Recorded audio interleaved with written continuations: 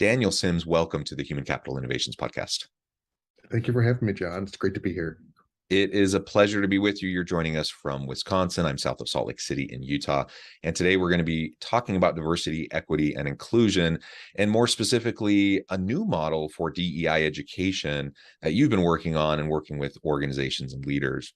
As we get started, I wanted to share Daniel's bio with everybody. Daniel Sims is the founder and CEO of Daniel Sims Consulting Group, where he connects data-driven DEI strategies to organizations seeking transformational system change. Daniel has nearly 15 years of experience in fundraising, coaching, strategic planning, and DEI education. He has managed over 140 campaigns, trainings, and strategic plans, raising over $425 million and training over 5,000 stakeholders. Daniel also believes in giving back to his community through board service. He has served on several local, national, and international boards and committees, including the Access Community Health Centers, the Association of Fundraising Professionals, the Community Empowerment Network, and as board president of BOSS, Building Opportunities for Student Success, an organization dedicated to connecting students of color with internship opportunities in architecture and design. Daniel holds a Master of Public Service from the University of Arkansas Clinton School of Public Service, is a certified development and nonprofit executive, and is a member of Forbes The Culture. Is that how you say that? Forbes The Culture. Mm-hmm. He resides in Madison, Wisconsin with his wife and collaborator, Althea, 2 children, Andrea and Seth, and family dog, Kobe Biscuit. I love it. Love it. Awesome. Wonderful to be with you. Anything else you would like to share with me or my audience by way of your background or personal context before we dive on into the conversation? Yes, I also love Magic the Gathering, and it actually plays a big role in my work. It's a card game by Wizards of the Coast, now owned by Hasbro, and I use a lot of allegories and stories in that in my trainings and my writings, and so I'm always like to throw that in. Oh, super interesting. I'm not familiar with that, but that sounds super fun, and I think it's always great to be able to connect to those sorts of things when we're doing trainings with people. Wonderful. Well, why don't we start with you sharing a little bit of a background around what led you to develop a new model towards DEI education. Now, of course, diversity, equity, and inclusion, the acronym has changed over the years, the focus has changed over the years, but the conversations have been happening for a really long time. And in the current iteration, I see a lot of positive things, but I also see some gaps and some limitations to what people have been doing, what leaders have been trying to accomplish, and how organizations have been carrying forward their DEI efforts. So tell us a little bit about your what's led to your development of this new DEI education model. It was really I would call it a perfect storm of working with groups across the spectrum of the services I provide, whether it be fundraising, campaign management, strategic planning, on ways to bring more voices to the table. And I found a fairly consistent theme throughout that people wanted to add voices to spaces that weren't equipped to hear those voices, honor the opinions, thoughts of those voices, and then actually memorialize policies and systems and processes based on what they're learning. And so as I looked at what I understand about how we build process to create succinct and crisp programmatic cultures, mission-driven cultures, what I found was that we approach DEI from a place of expansion. We want to be a big tent so that everyone can be in a space, but very seldom, and the conversation is changing now. People are not always thinking about how that applies to how we do the work once people and voices and experiences that are different from our own are present in these organizations. So I looked back to data. How do we actually quantify where an organization is in terms of their mastery of JEDI? And I use justice, equity, diversity, and inclusion in my work. But as you mentioned, there's DEIB, DEIA, and several others that are all working towards that same end game. But I wanted to take data from both, conversations, but also from surveys and things and data points within organizations to say, between the 100 and the 500 level, for example. If it's the 100 level with mastery and understanding, you're very basic, you need a lot of support. Very few people are at that 500 level where they've got it all figured out and can really take the charge. But the gap is in that 2 to 300. What are the ways that conversations need to change within workplaces?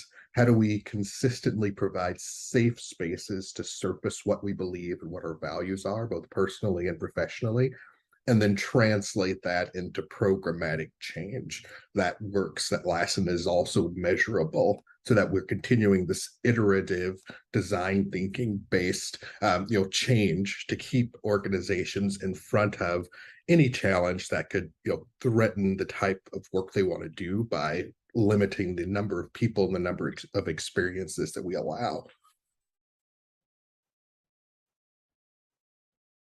Yeah, I really like that. And I like the idea of being able to be as inclusive, to bring voices around the table, to involve people, but that also we need to get beyond those, just the conversations, and we need to move to greater levels of influence and impact, and systemized approaches to justice, equity, diversity, and inclusion, if you're using the JEDI model or whatever acronym you're using. So tell us a little bit more specifically about how the model works, how it can be used to transform program development and evaluation within teams and within organizations. Absolutely. So the Alan Zim's model, as we call it, has kind of 4 quadrants that work in concert with one another. We start at the discovery phase, very much with assessment-based tools. We use a tool called Mosaic, that's essentially a battery of 6 different evaluations coming from personal experiences in the workplace, through one-on-one interviews or surveys, all the way to how we're looking at salaries and other types of HR driven data points, that we use that data then to translate our JEDI assessment score, where we then curate what are the specific types of educational and program management needs an organization needs to focus on in the understanding phase. So we create safe spaces to facilitate people understanding language, people understanding how their roles within an organization are imbued with or should be guided by DEI values, and largely showing that DEI values and value systems, most value systems that are centered in civility and goodness, align much more than usually the social or political discourse of the day allow them to prove.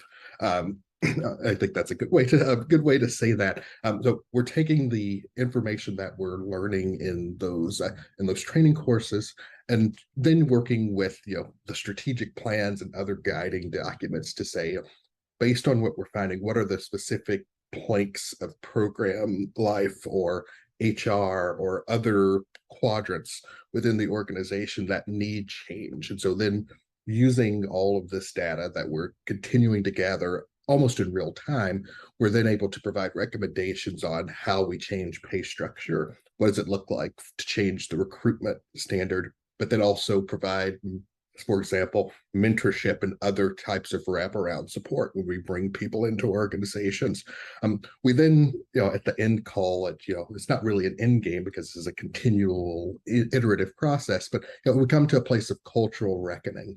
We take all of the information we do, and then we offer the Mosaic battery of assessments again at the end. So usually we're 6 months or a year, sometimes more, into the process, and we can then demonstrate in a data-driven way the change that we've seen in the systems and in the people that are managing those systems.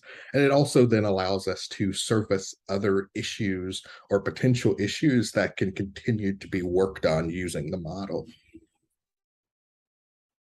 Yeah, and that assessment is so vital. in ongoing evaluation and just thoughtful reflection on what's working and what's not working. And perhaps what have you found as you've worked with organizations using this evaluation and assessment tool, and helping them as they're trying to improve their JEDI or DEI efforts? What have been some of the biggest gaps that you've been able to identify through the use of the tool? A few immediately jump to mind. The first thing that we saw is that people, and this is why we tend to use the language that we use, that people feel that they didn't have the space to fail and learn how to change language, and in terms of having conversations and how we interact with people in the workplace. And so, the way that we approach our training, my wife comes from an education background and a social work background.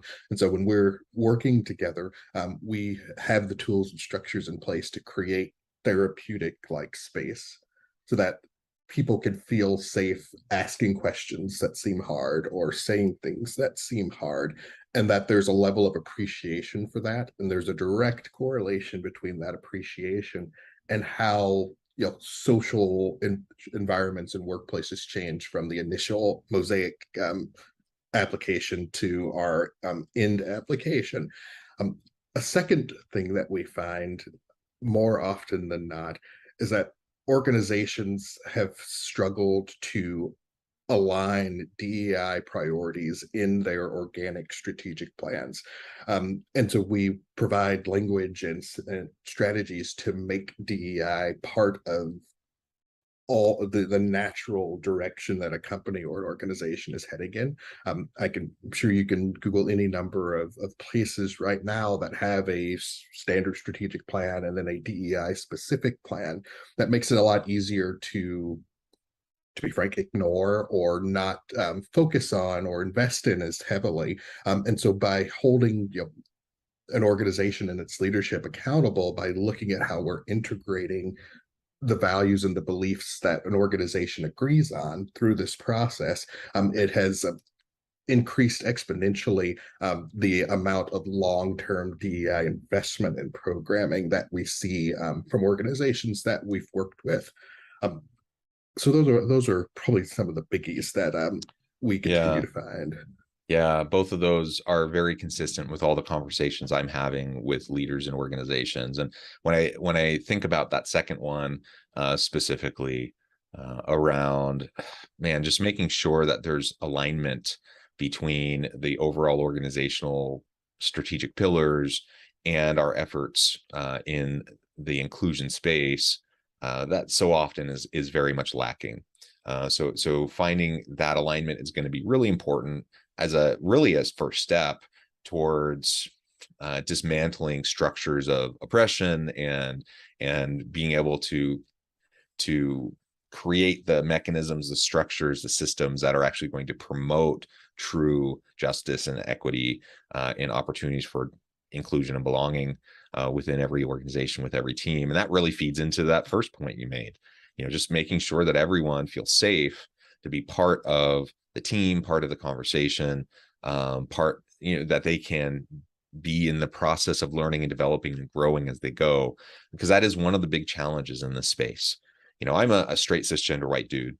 I feel like I, am fairly up to speed on these topics and the language and all that kind of stuff. And I certainly try to be an ally, but I recognize my privilege, and I recognize, that on the one hand, I can't leave the work to others, but, on the one hand, I can't leave the work to others, but on the other hand, it's also not my place, perhaps, to be the voice. And I need to give other people, the opportunity to have their voice be heard and shared. And that sometimes is a tightrope to walk, and it can be challenging. And sometimes I mess up, and I just don't do it in the most effective way. And I would say that as, someone, I think I'm fairly attuned and aware of the issues. And you get other people who are really well intentioned, but they're not particularly conversant. They're not experienced in this space. It can be really intimidating for people to want to wade in and to try, because they just feel like they're going to get labeled, they're going to get, and there's going to be all these negative impacts for them. So they'd rather just stay quiet and let others do the work. And so that's the wrestle. I think that's the tension in the space that we have to try to overcome by creating psychologically safe spaces where people can learn and grow, and where we celebrate that, right, over time.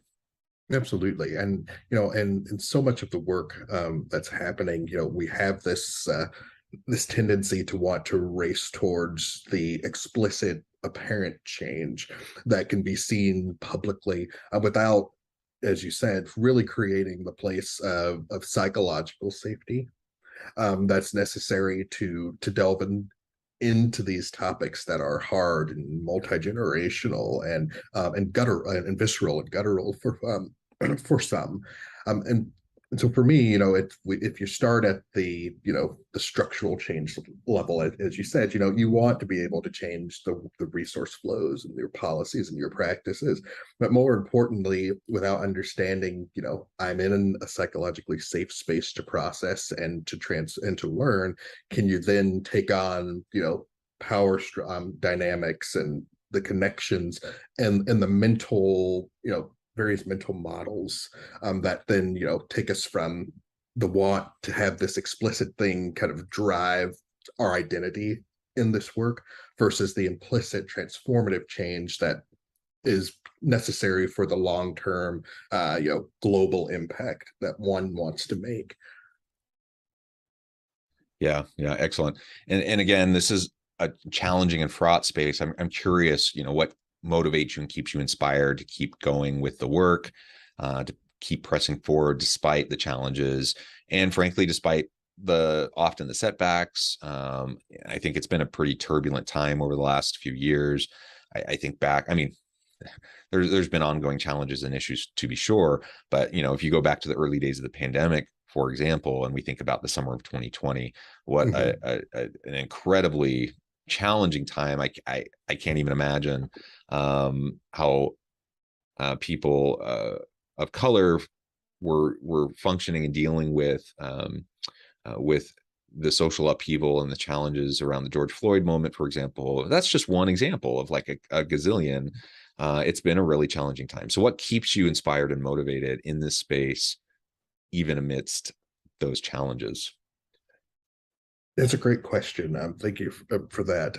I definitely look back at the summer of 2020, and particularly in Madison, the things that we saw here as protests and teach-ins and things were happening. I think that actually really gave me the second wind that I needed. Most of the protests, we had very few violent interactions between protesters and police compared to other cities, but most of that work was led by young black and brown Madisonians who wanted to pick up the mantle for change. And so watching middle schoolers and high schoolers and young adults really be front and center of how the community tackled this conversation, because in Madison, like many places that are quote unquote progressive, we struggle with our external identity of being a quote unquote progressive, diverse city, and how the power dynamics and connections prevent that from benefiting people of color and others from disadvantaged communities. So I think watching their motivation and their intention really helped, and I continue to look to them as a resource. I also have do a lot of self-care. I believe I follow the NAP ministry, which is a very popular justice-driven rest team or organization that talks about rest is power, rest is restorative, but rest is an act of courage and justice, and we deserve it. And so I try to take time away, and then mental health resources also help to keep the balance, because you have to be able to do the work but also care for yourself in a way that all of the information and the stories and the trauma that you're absorbing in the course of that work doesn't negatively affect everything else you do in your life, my family, my friends, my other work, so what have you. Yeah, we definitely need to be practicing self-care, making sure that we're putting our mental, physical, emotional, spiritual, intellectual health, at the forefront, and really taking care of those needs, and focusing not just on ourselves and that self-care, but also, if we're a leader, making sure that we're recognizing those needs in the members of our team. So practice that self-care, and we can provide the space for them, the opportunity for them to do that. Equally important. As we get close to wrapping up today, perhaps we can end off the conversation by just talking a little bit more about what people often get wrong or misunderstand about this work in diversity, equity, inclusion, justice, belonging. What do people misunderstand? What are they getting wrong? And how can we reframe it for people in a way that will resonate and make sense so that we can carry the work forward? One I mentioned earlier is that DEI work is, contrary to popular belief, not the sole responsibility of HR leaders, as is the case in many organizations. Um, McKinsey and Company did some research on workplace diversity with SHRM a couple of years ago, and saw that there was this wide gap in performance, but also in how DEI resources are then allocated to departments, and the large discrepancies that there are there. Most importantly, it's DEI diversity is not primarily about race and genders, and or just underrepresented group employee groups. We need to be able to understand it and walk in these values across the spectrum of diversity, including culture, socioeconomic status, religion, political perspective. Disability is one that I'm doing a lot more advocacy for. And also that it's not a fad. This is not something that's going away. They are values that we live out in myriad ways. But the work that organizations do and that we do in ourselves is about coming to shared understandings and shared definitions of what those values mean, and what walking in them or living in them means in any number of contexts. And so, looking at all that and knowing that there is a vast return on investment when you do this work, we want to be able to keep organizations running effectively. We want lower turnover. We want increased satisfaction. We want all of that, and we also want to look at risk reduction and business compliance pieces too. But when you look at all this together, you're creating opportunities to help the people that work for you and with you do their work well. And that's the goal for many businesses and organizations. So doing this can only help increase the efficacy of any team or organization. And, there's no reason not to start. Yeah, well said, Daniel. It has just been a real pleasure. I know at the time I need to let you go here in just a few minutes, but before we wrap things up for today, I wanted to give you a chance to share with my audience how they can connect with you, find out more about your work, your team, and then give us the final word on the topic for today. Absolutely. If I would love for folks to join our mailing list at simsconsultinggroup.com. You could reach out to us for speaking engagements, free consultations on things that might be happening in your organization at info@dsconsultinggroup.net. And follow us on LinkedIn. Every other Friday, I do a newsletter called Transformation in Progress.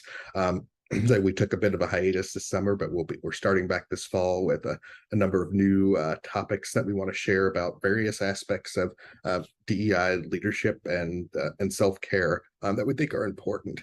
And as far as the final word, I think that as I reflect on the almost 15 years of work that I've done in this space, The thing that I find most interesting from the many trainings and sessions that I've done is that we don't give our society and people within it the opportunity to let their ability to learn and change shine enough. DEI is working in a lot of avenues while there's still a lot of work to do.